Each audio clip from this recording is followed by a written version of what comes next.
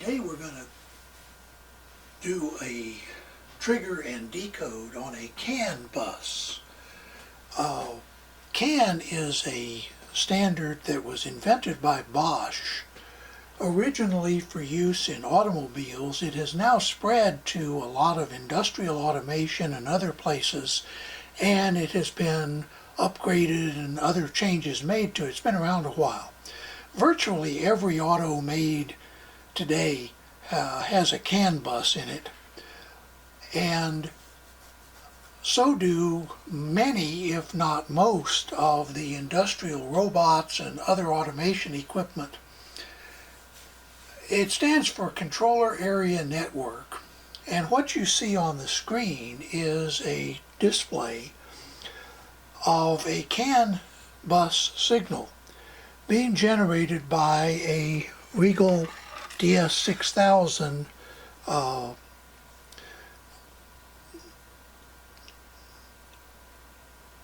board that is designed to produce test signals for oscilloscopes. Notice that the data here, RIGOL, let me zoom in a little, you'll be able to see that a little better. Notice that in the far right it says Ack and then it says ERR. That means there was no acknowledgement. Well, that's because this demo board only sends out a CAN signal. It does not respond to it. A CAN, we'll look at it in a second, is a differential bus, and it must be terminated. And the receiver, when it receives the signal, is supposed to send back an acknowledgement. In this case, what it's saying is the acknowledgement was not received. And of course, that's normal with a demo board because there is no receiver. It's just sending it out. The CRC is 5D1E. CRC stands for Cyclic Redundancy Check. And I won't get into this. I actually did my master's in this area. And it basically involves dividing one number by a polynomial, and so you divide the data stream by a polynomial and you keep the residue or the remainder, and that's what this CRC is. It's a way to determine whether there have been errors in the transmission. So you compute the CRC on the message. You then send the message and the CRC, and the receiver recomputes its CRC and compares it to the one that was sent along with the message. If those two differ, then it sends back a signal saying, I didn't get that. And the transmitter then resends. If it acknowledges that it got that message, that means that the CRC is matched and the receiver correctly received it. This isn't a video on coding theory. This is just about decoding serial buses. But for those of you that have wondered what the CRC is about, that's what it is. It's like a parity check, only it's a much more robust parity check. The ID, in this case 6C7, is the identifier that is sent along with this data. And in this case, what it is saying is that at time 970 something, and this is continuing to run, so it's the time varies slightly because there is a little bit of jitter in the clock on this board. But what it is saying is that one message was sent at this time with this ID and this data and that cyclic redundancy check, and it was not acknowledged. Now let's turn off this event table and let's look at the actual display. Let me get the menu out of the way. And you see down here The ID, it is the ASCII character G. That is the same as what you saw in the event table. This signal is an ENQ. To see it, you have to go out to a little more. This is one of the issues that many of these have. This is an ENQ signal, and it is being properly decoded. It's just that when you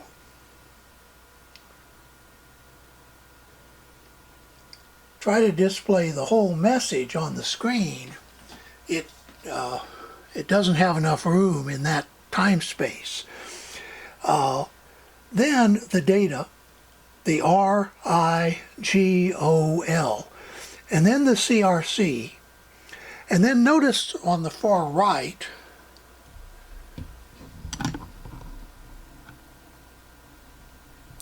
that there is an A in red, and that means that the acknowledge was not received. The red means an error.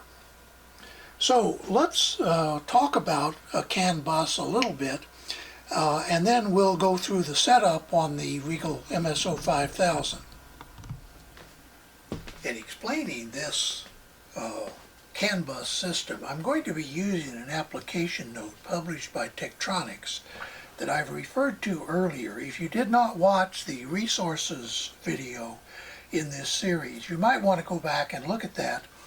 It includes a number of resources, including a reference to this application note called Debugging Serial Buses in Embedded System Designs. So let's take a look at the, and by the way, this covers more than CAN buses. It covers a lot of serial buses. So let's flip over to the CAN section and take a look at that. The CAN bus has evolved over the years. Originally, the CAN bus, which is today called CAN 2.0, the original is called 1.0, but it's seldom used anymore. The common CAN bus is called today 2.0, and then there is a higher speed version called CAN FD.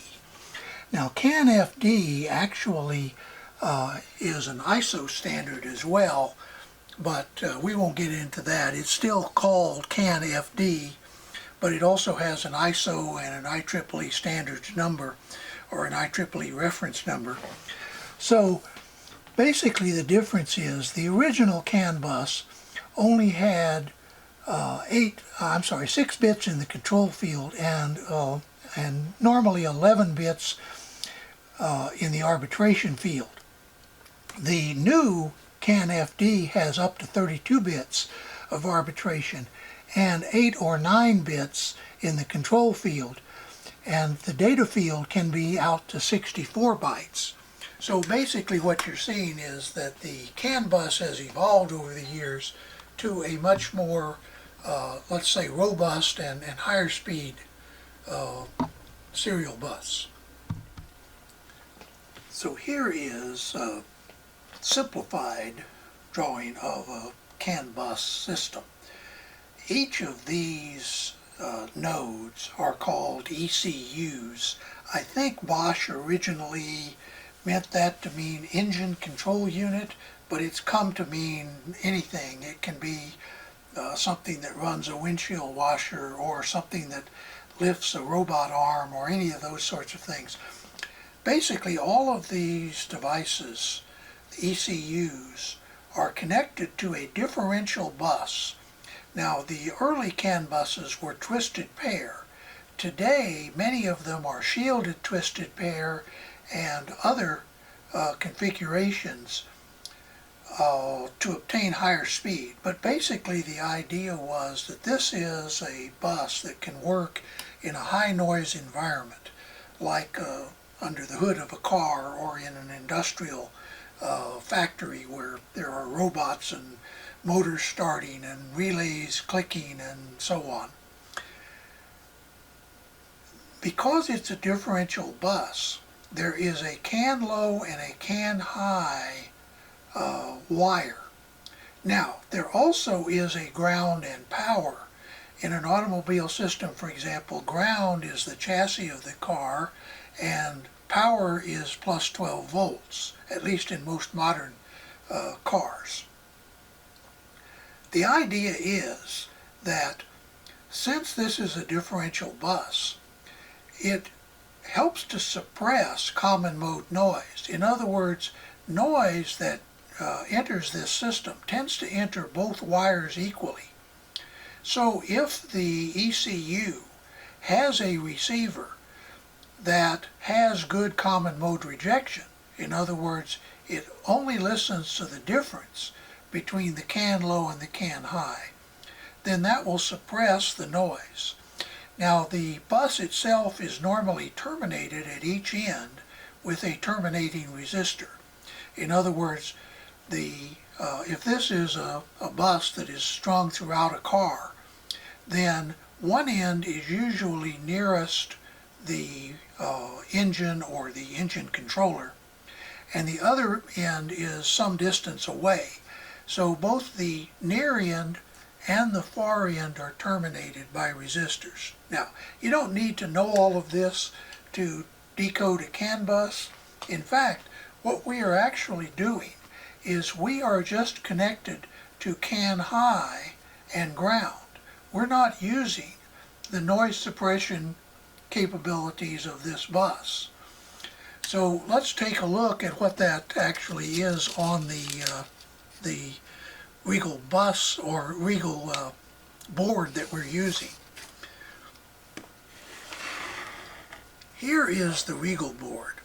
Notice that we have one probe connected to this signal, which is the CAN high, and the ground connected to ground. This other, let me zoom in a little bit here and maybe you can see.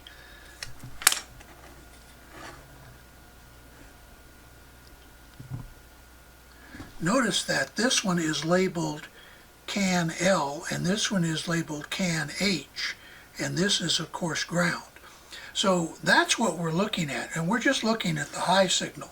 Now of course the low signal is the differential complement of the high signal, and for our purposes this allows us to learn how to use the oscilloscope without having to get into the details of terminations and differential receivers and so on. But technically you should be using a differential probe on these two signals. If you do CAN bus decoding professionally, you'll have a differential probe. But for our purposes, we're just going to use a regular oscilloscope probe. Now let's go back to the scope and look at how we set up the trigger and decode. Now we are back to the MSO5000 and we're still doing all of the trigger and decode. The first thing we're going to do is we're going to turn off the decode, and then we're going to press the auto set button on the oscilloscope. And you notice, for some reason it keeps trying to put channel 2 in there. Now what I'm going to do is move the trace down, and I'm going to expand its size. And you may notice that because we're using DC coupling, that there is a DC offset. Well, I'm going to set the bottom of the remember, this is the CAN high or CAN H signal, and so I'm setting the 0 level here. I keep forgetting not to touch the touch screen.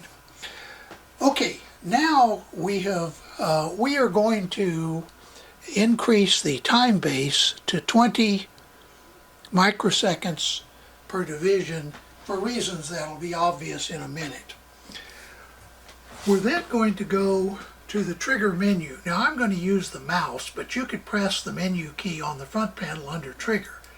So we go to trigger menu and we select a type.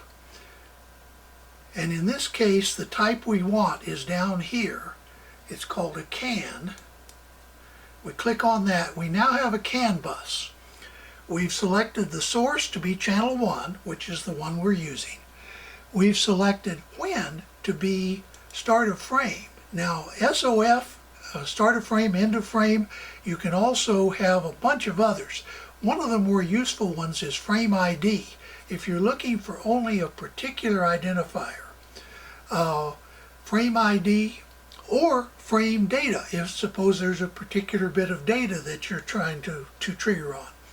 We're just going to use start of frame because this is a rather simple signal that we're looking at. Then we're going to go to the more screen, and you notice the signal type. It can be CAN high, CAN low, it can be transmit receive, or it can be differential. Now if you're using a differential probe, you'll want to use the diff position. Because we're not, we're going to stay with CAN H. The baud rate in this case is 1 megabaud, but you can enter whatever you want here. We're just going to stay with the standard. The sample position is the place where the trigger level is being set. And in our case, it's right in the middle, 50%. Now, we are going to press the decode key on the front panel of the, oh, and by the way, you notice that it has triggered as locked in. Now, be careful that you don't mix trigger and decode. Sometimes if you're in the decode mode and you set up some things, don't forget that trigger and decode are two entirely different things. Trigger is simply a way of acquiring a display that is on the screen that is stable. Decode is a way of interpreting what you see on the screen in some convenient manner, like ASCII. So, we're going to turn on the decode menu. We have the scope properly triggered on a CAN start of frame signal. And in this, we're going to just use decode number 1. We're going to turn on the decode. Notice the bus type is set to CAN. If it had been set to anything else, we would need to turn that on. The source, once again, is channel 1. The threshold is, once again, in the middle. And understand, this is the decode threshold, not the trigger threshold. They are two different things. Then we have settings. And this is where we set the baud rate, because we have to tell the oscilloscope, the decoder in the oscilloscope, what the baud rate is. We told the trigger circuitry. We also need to tell it whether it's a CAN H signal, a CAN L signal, a receive signal, a transmit signal, or a differential signal. Once again, we're using CAN H. Now we're going to go back and we're going to, oh, I'm sorry, there is one thing I forgot to mention. It's usually a good idea to copy the trigger. That's this lower area down here. The reason for that is, as I said before, the trigger and the decoder are two entirely different pieces of function within the oscilloscope. If you want the to use the trigger conditions, which remember are start of frame on a CAN high signal, you can simply click on copy trigger and it will copy. Notice it briefly displays the trigger level. It will copy everything from the trigger into the decode. Now we're going to turn on the display and we're going to set the format to ASCII. We could have set it to hex, decimal, or binary. The position is the position of this, and we can move it Let me move the position around so you can see. It's the position of the decode portion of the display. And finally, whether the label is on and whether we are displaying the event table. Let's go ahead and turn on the event table up here. And there you see what we saw earlier. Once again, we're still getting an error on the acknowledgement. Now what I'm going to do is turn off the menus, and I'm going to move the display over to the left. And remember I said earlier that we were going to go to 20 microseconds per division. Now we're going to go to 10 microseconds per division. And we're going to do that so that we can spread out the display. And we can now see almost all of it. We don't see the ENQ right there. Suppose we wanted to see what's in that decode block. Well, we then need to go to 5 microseconds per division. And you see now we see the inquiry signal. We're going to go back to 10.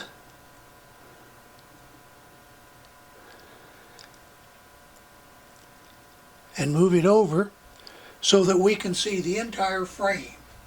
A frame is everything from the starter frame, which is this trigger point, through the data segment, the cyclic redundancy check, and the acknowledgement. So this is how you display a CAN bus on the MSO5000. Once again, there are lots of different serial buses. A CAN bus is very similar to a FlexRay bus. In fact, a FlexRay is a more recent attempt at a new differential bus design that will run much faster, but that retains the noise rejection characteristics of CAN buses. There's also a LIN bus, which is a kind of low-level version of CAN that's used in non-critical applications in an automobile, like turning on the radio and things like that. So I hope that this has been helpful in showing you a serial bus that's not the standard. Most of the YouTube videos show you either how to decode a SPI bus or an I2C bus. That's well documented in the MSO5000 manual, and frankly, I just thought it might be nice to bring something in from another area. There's also a sort of ulterior motive here, or almost hidden agenda. One of the areas where engineers are certainly going to be needed more in the future is in the area of automation. And serial buses like the CAN bus that can reject noise and work in a high noise environment are becoming an increasing part of the installed base in U.S. manufacturing and in world manufacturing. So if you are looking for an area of specialization, one that I can pretty well guarantee will give you a long and successful career if you learn it well, is the area of embedded systems in industrial automation. And so I hope this video might stimulate a few students to consider that area. But more important, I hope you learned something from this. Put your comments in the comments section. I think this will be the last one I do on serial buses, but there will be a lot more on using this oscilloscope in embedded systems. So as I always say, be safe and have a nice day.